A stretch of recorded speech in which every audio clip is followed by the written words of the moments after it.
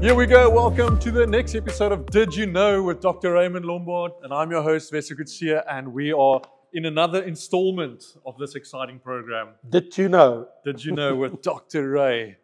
We always, this started off asking us, do you know? And then he ends up just telling us everything. So now we're asking, did you know? Yes. You know, Let's talk about it. Let's talk about it. Did you know that in the Bible, we read about the rapture and the second coming? Yeah. So if you read or if you watched the previous episode, we are continuing on the conversation about the difference between the rapture and the second coming of Jesus, which is, confusing for loads of people, especially.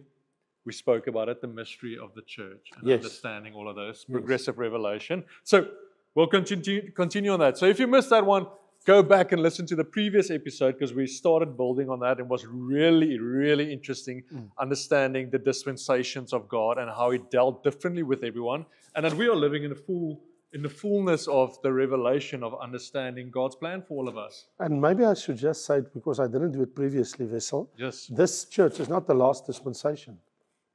Okay. The 7-year tribulation, when the martyrs will die and the Antichrist come, that and the church age is over. Yeah. Remember, the rapture brings an end to the church age. It's over. Yeah. There's no church so after that. So you're saying there might be a different revelation to them? Well, it's already there. Okay. In the book of Revelation. So that's I mean, I wrote about it extensively in my book, The Revelation. So you're most welcome to get it. But let me explain to you, the people that live in a 7-year tribulation, they are in a different dispensation. Because even those that get saved and are Christians, they're not parts of the church per se. Yeah. I'm talking about the bride of Christ. Yeah. They're not part of the bride of Christ. So they come at the end of when you have a gathering in of when you bring in your wheat at the end of the harvest. So they are part of the late harvest. They're not part of the harvest, but of the late harvest. That is a different dispensation. Then there's another dispensation after that. The millennium reign of Christ. Yes. When He's on earth sitting in Jerusalem as the King, the anointed one for 1,000 years. That is another dispensation. Which is interesting. Well, which is going to be a whole other episode. We're going to enjoy that when we get to it. And then after that, there's another dispensation. Which is the new heaven and the new earth. There we go. That's for eternity. And another whole episode. We'll get to that soon. There's a very interesting part that I found out like the other day for the first time, where there's like missing time, and that's God preparing the new heaven and earth, and very interesting. Yes. Wow. Yeah, but a whole other episode. We'll get to that. Season 3. No, I'm joking. Okay, so we're on this conversation. So while we're talking about the rapture, Jesus coming back for His bride. Yes. And then the second coming. Coming with His bride. Coming with His bride. I want to know the difference because, everything happening in Jerusalem, the war we have in Israel, loads of Christians, conversations I'm having is people not truly having an understanding about. We got these people we speak about in the Bible the whole time. It's the Jews, it's the Gentiles, or it's us Christians, the church. Who's the Jew today and who's the Christian? Or are they Christians? Are they saved? Or, I get a lot of those questions trying to understand the difference between those two, because we're now speaking about two things. We're speaking about the rapture, Jesus coming back for the church. And then we're speaking about the second coming, Jesus coming back, dealing with Israel, dealing with Jews. Yes. So when Jesus comes back for His physical second coming at the end of the 7-year tribulation, He comes back for the nation of Israel, the descendants of Abraham, Isaac, and Jacob, which is the physical nation of Israel, the Jews that currently live in Jerusalem. And of course, there's many still dispersed in the world.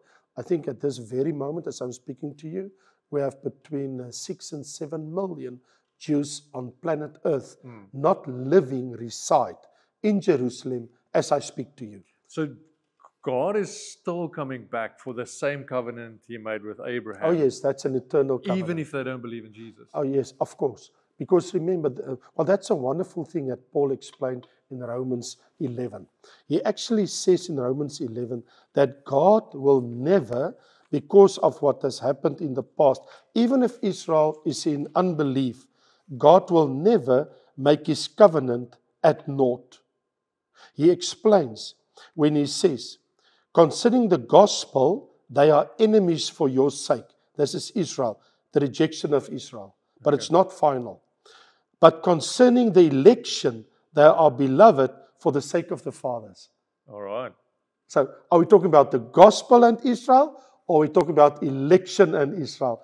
Two different things. Okay, well, explain that, because there's sure. the gospel of Jesus Oh, yes. for everyone. Exactly. Even including includes Israel. the Jews. Yes. Because if a Jew decides he believes in Jesus, what does he become? Part of the church of the bride of Christ. And so now, Jews can also join oh, the yes, church. they do. They do. Yeah. That Messianic Jews. And then actually, this is going to be shocking, in a certain sense, he lost his Jewishness then. Like the Bible says in the book of Colossians and in Galatians, in Christ, there's no more Jew, non-Jew, Gentile, slave, man or woman. They all are a new man in Christ Jesus. So even the Jew become part, if he comes in Christ, part of the new man, which becomes eventually Christians as the church, the bride of Christ. So your Jewishness, you become a new man that ends up being a bride. Sure, because the Bible call it, because this is the different analogies that the Bible uses. Like the Bible will talk about as the church as a man, as a body of Christ, but also the Bible will talk of the church as a virgin that are betrothed to Christ and becomes a bride and eventually the wife of the Lamb. Because in Christ there's no man or woman or slave or Jew or heathen. It's a new person, a new creation, a new creature. Because in heaven there's going to be no sex. Exactly. Because we will have no need for it. No, there will not be. There's something better. God made sex, but he made something better than sex.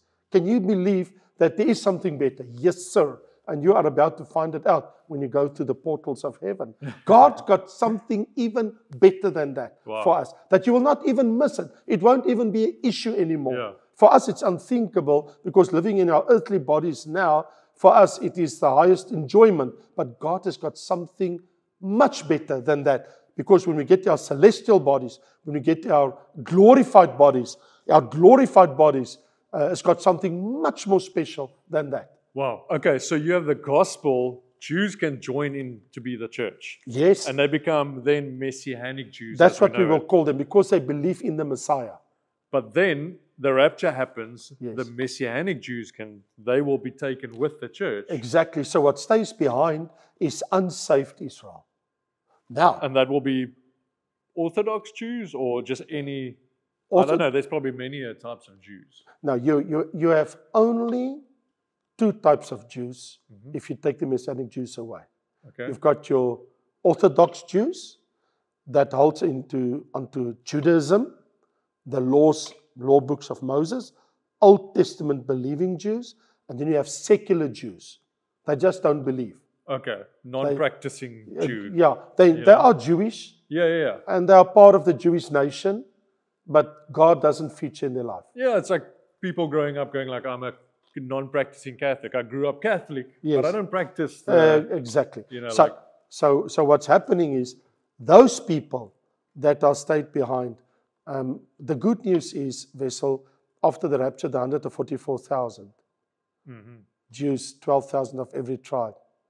They will be Jews that become suddenly Messianic Jews, but they missed the rapture. All right. Now those 144,000 will preach to their nation. Now there's a big revival. That's exactly what's coming. The prophecy of Joel 2 will start coming through now. And even more than that, Enoch and Elijah appear. Now you have two of their great prophets. All right. Now there's a movement. And they will know Enoch and Elijah as... Oh yeah, they will know it's them. Because they were Jewish prophets. Yes. Okay. Why do you believe it's Enoch and Elijah that's coming back? This is reading about the two witnesses. Can we do that on another program? No, just quickly, because you're touching on it. Yeah. Well, we'll go into depth when we do the full right, 7-year of course, tribulation. right. No, it's very simple. Yeah. Elijah never died and Enoch never died. Genesis chapter 5 says Enoch never died. He was taken to heaven alive. And Elijah, in the book of 2 Kings chapter 1, he's taken alive to heaven. And by the way, the Bible says in your last Bible book of the Old Testament vessel, Yes.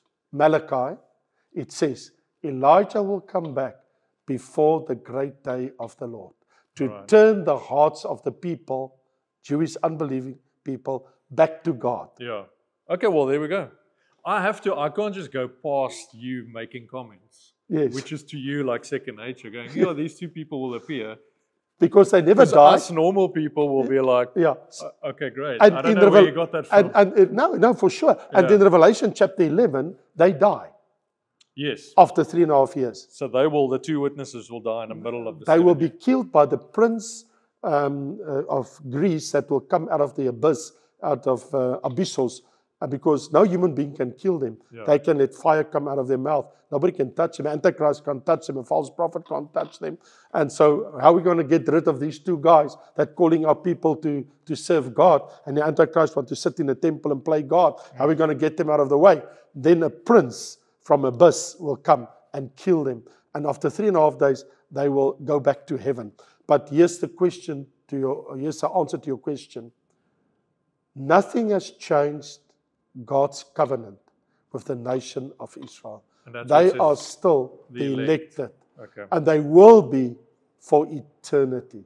And that's the great confusion we have today. That people are like, I don't understand. Why are we fighting for Israel and Jerusalem? But they don't even believe in the Jesus we believe in. Right. And so but this answers so much. Well, Israel is very special. Let's just say it for a moment.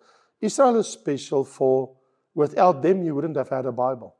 Yeah. Your whole Bible was written, except for 2 books. Your whole Bible was written by Jews. I say your whole Bible. Everything. It's written by Jews.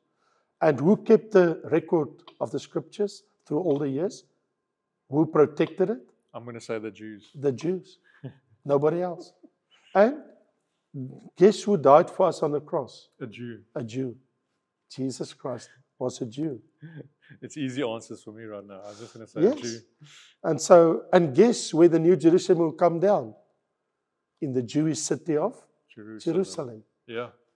You can't argue that. Yeah. They are God's elected. Yeah. So now here's the thing. Although they are in an unbelieving state, and Jesus in John chapter 8, he said to them, to the Jews, if you do not believe that it's me, the Son of God, the Messiah, you will die in your sins. So the heartbreaking thing is, that's why Paul said, I am prepared to go to hell. Literally. Sure. If God will just save the Jewish people.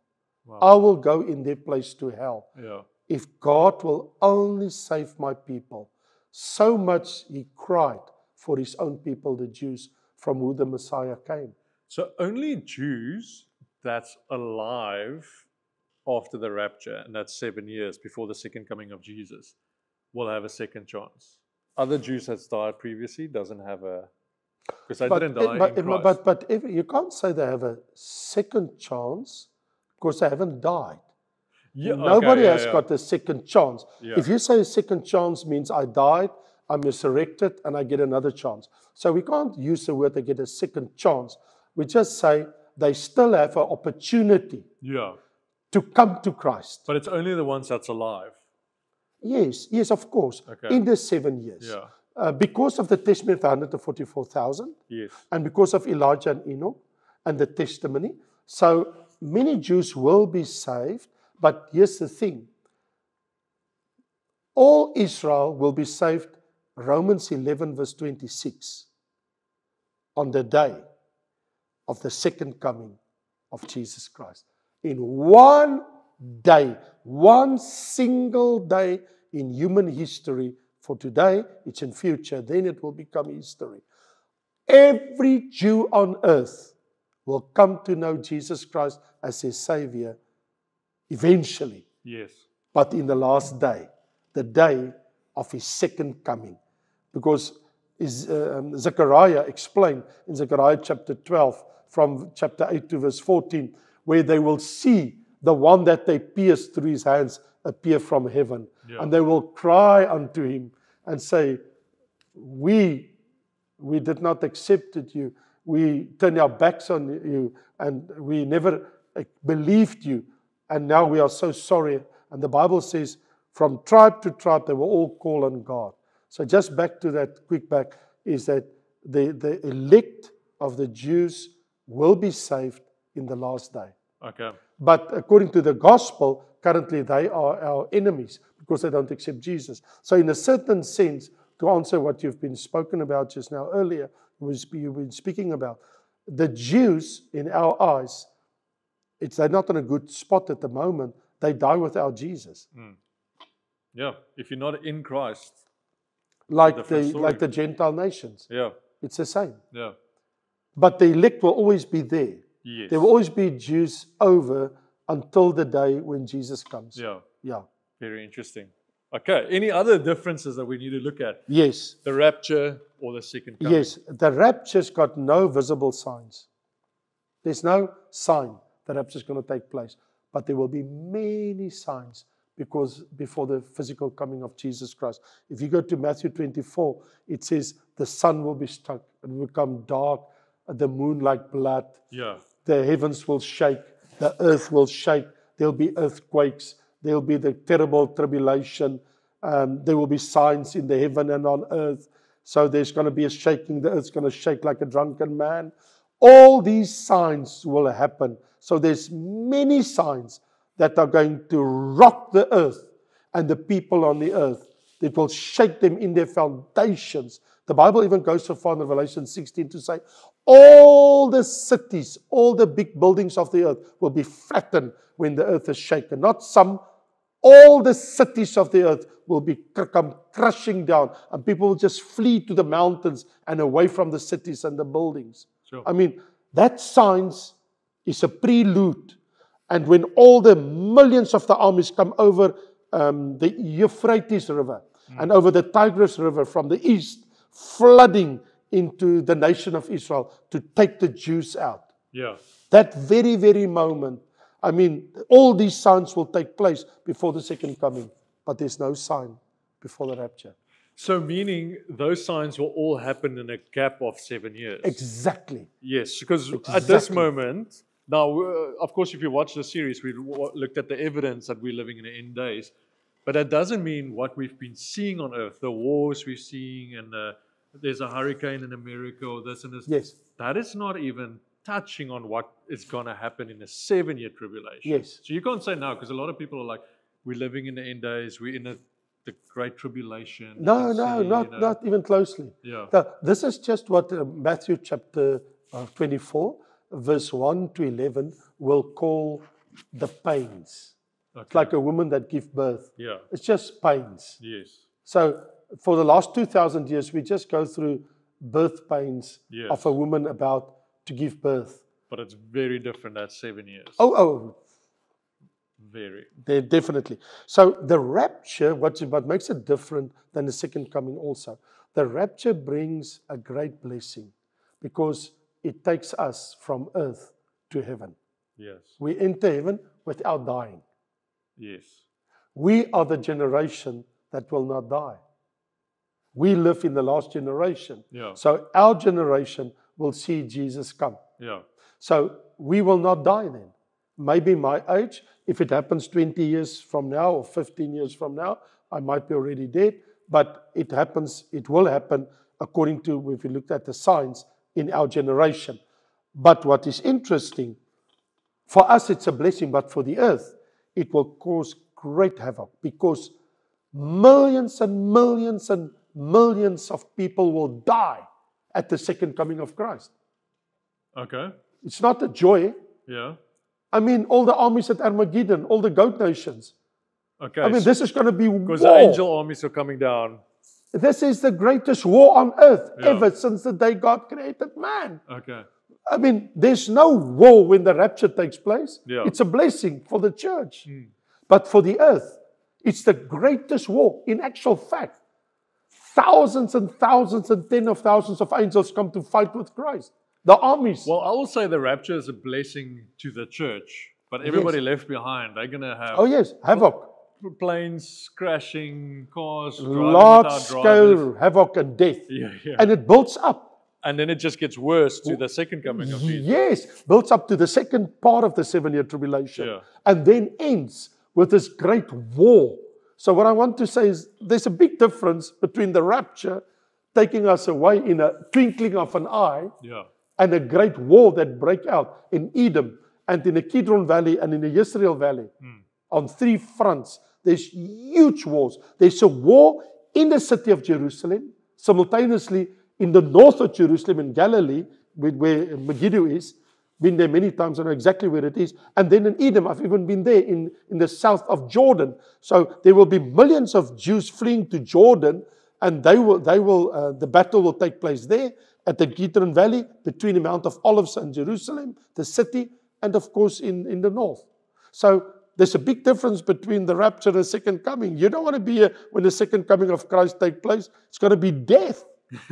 we always joke about, I don't know if YouTube is still going to exist during the 7-year Great Tribulation. So we hope so, so that you can see the videos if you stay behind. Yeah, that's what I was saying. I'm like, because you can then see everything that's going to happen and where you need to go to get through this. So we might have to put this on a CD, go say like, hey, we've put it behind the church under the ground. You can't come and look here in our church. You might get it in a box in one of those. Come and find it. Come and find. And remember, only believers are involved with the rapture. Yes. But in the second coming of Christ, it's the evil Gentile nations under the leadership of the last world leader, the Antichrist. Yeah. I mean, one is believers, the other one is heathen Gentile nations. Remember also, the rapture takes place in a blink of an eye, while the Bible in Matthew 24 will tell us the whole world will see, like the strike of the lightning from the east to the west, the sun and the moon and all the signs will be seen. There's a huge difference between the rapture and the second coming. And also, and also remember, the rapture takes place before the 7-year tribulation, the wrath of God being poured out on the earth. Remember, the rapture takes us away as a church so that God can deal with Israel and God can deal with the evil Gentile nations that would never accept Jesus Christ as their Lord and Savior. That's what I would like to share to you when it comes to the difference between the rapture and the second coming. Amen. Now, if you don't Did it help you? If you don't get it now, you're never going to get it. Did it help you? Yeah, of course. Because, so many questions. But getting clarity on that, I think after doing a few of these episodes, to me, I'm like, if you've watched all of this, there needs to be an easy understanding that there's a difference. Yes. Because you explained it so well. Thank you. And it's all in here. Thank you in our so new much. book, How to Navigate Through the End Times. Absolutely. Which will be out probably now or soon or while you're watching this. It will be out. 2024. It will be out. It's going to be out before 2025. So it depends on when you're watching this. It's going to be out in the next few weeks. Let's go. I'm excited about that because all of that is put into all of these conversations and all 42 years of Dr. Ray's teachings and studies has been put into this book. And in actual fact, Wessel worked with me also on it. 360 questions in Bible prophecy answered in one book, How to Navigate Through the End Time. In one book, 360 questions answered. Even this topic, the rapture, that we discussed here comes out of the book. So that's what we should say. If you're living in a great tribulation right now, go get that book. You must get it. It will help you. And if you have family that is not safe, go and get the book and let them read it as quick as possible. Because it's super simple, because it's questions and answers. It's even pulling up questions I didn't know I have. But once I read it, I'm like, and then you explain it, I'm like, well, it makes complete sense because it's backed up by scripture. Absolutely. That's awesome. So I'm really excited about that book. Get it today. Everybody, thanks for joining this episode. We see you at the next one. Thanks, Dr. Ray. Thank you. Thank you.